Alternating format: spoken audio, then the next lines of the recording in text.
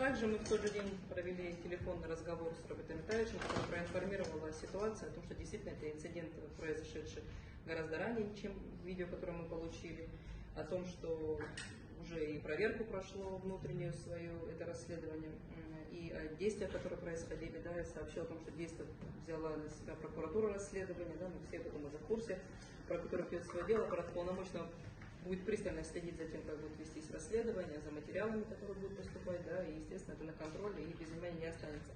Вместе с тем, считаю важным отметить недопустимость применения незаконного и необоснованного применения силы к заключенным. Это неприемлемо и недопустимо.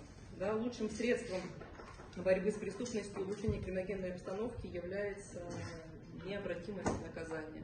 Да, мы сегодня рассматривали два случая, и если позволите к нему вернуться, скажу, что и в том, и в другом случае я, например, вижу картину того, что здесь работает принцип как раз-таки того, что это может остаться безнаказанным. То есть представьте себе, пожалуйста, Роберт Витальевич сказал о том, что эти люди не являются личностями криминальными, что это их личный конфликт, но они для себя решили, что это возможно открывать огонь в публичном месте, там, средь бела дня, где есть куча прохожих, да еще и на государственной границе.